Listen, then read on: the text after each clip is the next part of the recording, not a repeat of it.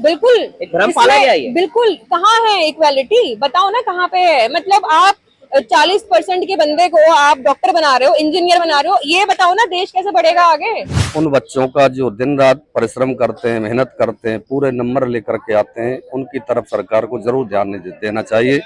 केवल वोटों के लालच में सरकार जो है ऐसा बिल लाती है तो ये अच्छा नहीं है हमारे देश के लिए। ही ना मर जाए तो ये चीज सही नहीं है। इक्वालिटी की यहाँ पे मांग की जा रही है, जो कि मुझे लगता है बिल्कुल ही सही मुद्दा है। और जो जेंजीज हैं हमारे, जिनकी हम आजकल बात करते हैं कि ये लोग अच्छे मुद्दे को, सही मुद्दे को सपोर्ट करते हैं। जो आगे फिर और उग्र प्रदर्शन होगा, क्योंकि अपने हक के लिए लड़ना ये भी एक धर्म होता है, क्योंकि जो हमारे हक को, हमारे बच्चों के अधिकार को करंट सरकार है वो भी इस पे कोई पॉइंट या कोई एक्शन नहीं ले पा रही है। और जो विपक्ष के बैठे हैं लोग, वो भी इस पे कुछ बात नहीं करते हैं। तो this is called simple language में पॉलिटिक्स।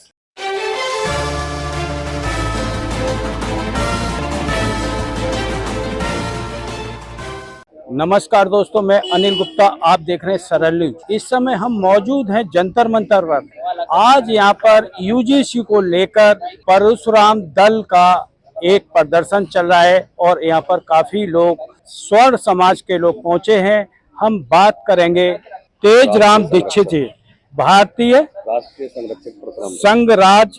पंडित जी, क्या है आज के प्रदर्शन को लेकर? आज के प्रदर्शन का जो मेन हमारा उद्देश्य है कि हम सरकार से प्रार्थना करने के लिए एकत्रित हुए हैं।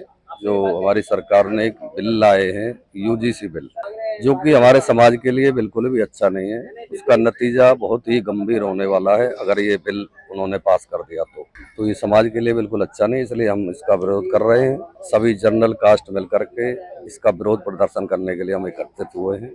और ये जो स्वर्ण समाज को लेकर काफ़ी यातनाएं आ रही हैं और ये जो SC ST के लोग काफ़ी हैवी होते जा रहे हैं, इसको लेकर क्या कहेंगे? ये उनकी अज्ञानता है। ये अगर उनको अच्छा ज्ञान होता तो वो ऐसा नहीं करते। उनको ये मालूम नहीं है, इसका नतीजा अच्छा नहीं है, क्योंकि हमको एक ही घर में रहना है। और विरोधाभास का जो बिल हमारा पास हो गया ये सरकार का, तो फिर कैसे रह पाएंगे? तो विरोधाभास होगा, आपस में जो भाईचारा चल रहा है वो समाप्त हो जाएगा, एक दूसरे का दुश्मन बन जाएंगे, खून खराबा होगा। ST ST लोग को लेकर 93% के लोगों को छोड़ देती है सरकार और 33% वालों को डॉक्टर बना देती है, इंजीनियर बना देती है। ये कहाँ तक है? ये भी भविष्य के लिए, हमारे देश के लिए अच्छा नहीं है। जो हमारे बच्चे हैं, जो योग्य हैं, वो पीछे रह जाते हैं। उनका मन जो है विकसित हो जाता है उन बच्चों का। कई बच्चे तो बेचारे सुसाइड कर जाते हैं इसी बात को लेकर के। जो बच्चा दिन और रात मेहनत कर रहा है, जो 99% मार्क्स लेकर के आ रहा है, उसको वंचित कर दिया जाता है। और जो 30-35 अंक लेकर के आते हैं उनको उस गद्दी में बिठा दिया जाता है। इससे देश का भला होने वाला नहीं है। भविष्य बहुत खतरे में है। इसलिए हम बार बार मोदी जी से, यानी सरकार से प्रार्थना कर रहे हैं कि ये अच्छा नहीं है, इसको आप वापस करें, ये बिल अच्छा नहीं है।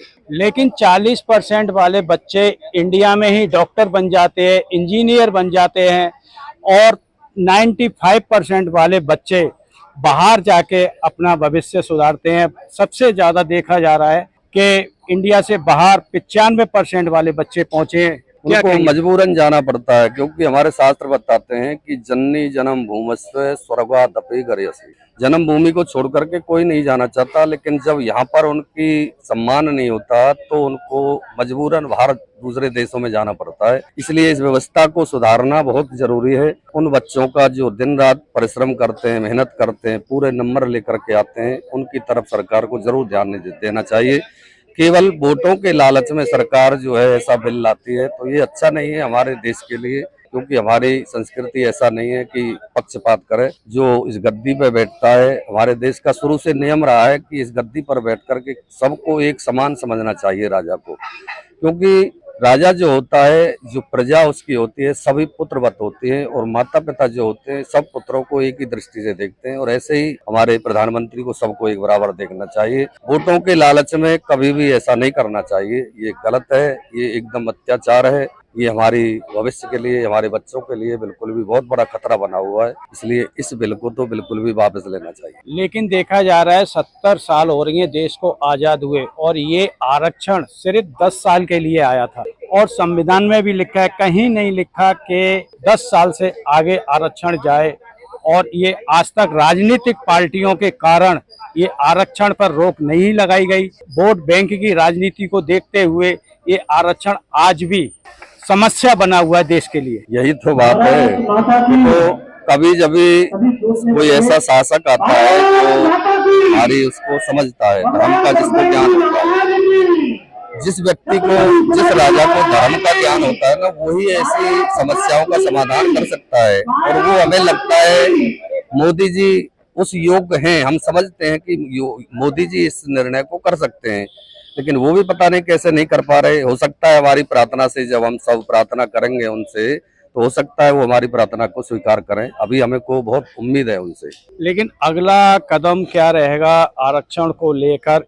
जनरल कैटेगरी के लोगों का, जैसे कि स्वर्ण समाज के लोग हैं, आगे क्या लड़ाई रहेगी सरकार के साथ? देखो आगे फिर और उग्र प्रदर्शन होगा, क्योंकि अपने हक के लिए लड़ना ये भी एक धर्म होता है। क्योंकि जो हमारे हक को, हमारे बच्चों के अधिकार को किसी एक व्यक्ति को दिया जाए तो ये अच्छी बात तो है नहीं।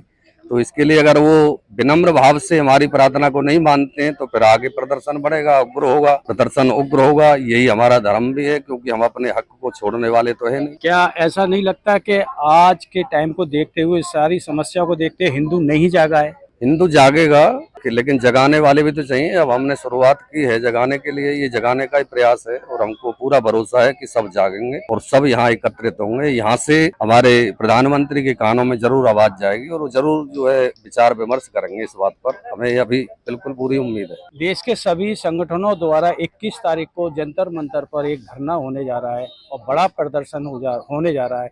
इसमें काफी हिंदू समाज के लोग यहाँ पहुंचेंगे। उसको लेकर क्या तैयारियां हैं, क्या कहेंगे आप? उसके लिए तैयारी चल रही है, बहुत बड़ा प्रदर्शन होने वाला है। और हम तो ये सोच रहे हैं कि ज्यादा प्रदर्शन करने से सरकार का बहुत नुकसान होता है। तो सरकार को इस बात पे विचार करना चाहिए कि प्रदर्शन कराने से कोई लाभ थोड़ी है, अच्छी बात थोड़ी है ये, लेकिन मजबूरन करना पड़ता है जब सरकार नहीं सुनती। तो हो सकता है सरकार पहले ही हमारी मांगों को पूरी कर ले तो कोई प्रदर्शन की जरूरत नहीं, क्योंकि समय का बड़ा अभाव है, बड़ा मजबूरी में आना पड़ता है प्रदर्शन के लिए।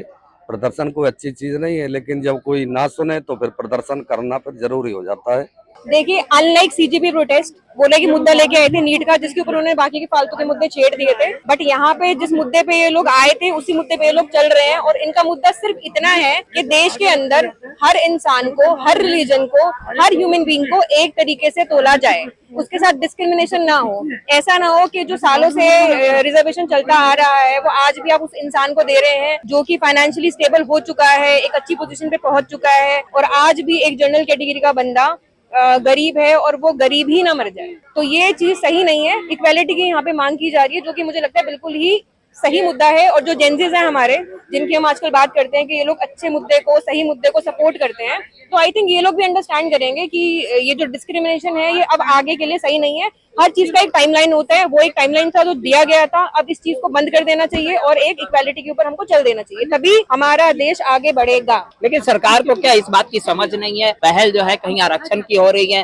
कहीं SC ST की बात होती है, सवर्णों की को एक तरह से अलग कर दिया गया है। मतलब ये द्विपक्षीय बात में क्या चल रहा है? पॉलिटिक्स, इसे बोलते हैं पॉलिटिक्स। कि जो करंट सरकार है वो भी इस पे कोई पॉइंट या कोई एक्शन नहीं ले पा रही है, और जो विपक्ष के बैठे हैं लोग वो भी इस पे कोई बात नहीं करते हैं। तो this is called simple language में politics. But I am telling जैसा look like that of dirty politics. क्या ये डर्टी पॉलिटिक्स है? देखो, पॉलिटिशियन है तो पॉलिटिक्स तो खेलेंगे ही, डॉक्टर है तो डॉक्टर ऑपरेशन करता है, इंजीनियर है वो चीजें बनाता है, तो पॉलिटिशियन पॉलिटिक्स तो खेलेगा ही ना, उसको अपना वोट बैंक भी तो तैयार रखना है ना। बट अब जिस तरीके से अब युवा जुड़ रहे हैं या हम लोगों को प्रॉब्लम आ रही है, जो नॉर्मल कैटेगरी के लोग हैं, जनरल कैटेगरी के, उन्हें बहुत दिक्कत आ रही है। 99% लेके भी उनको सीटें नहीं मिलती है अपने मनचाहे कॉलेज में, तो ये तो सही नहीं है ना। लाइक, और मतलब जो डॉक्टर हो गया, इंजीनियर हो गया, साइंटिस्ट का जो पद होता है वो बहुत ही अहम पद होता है।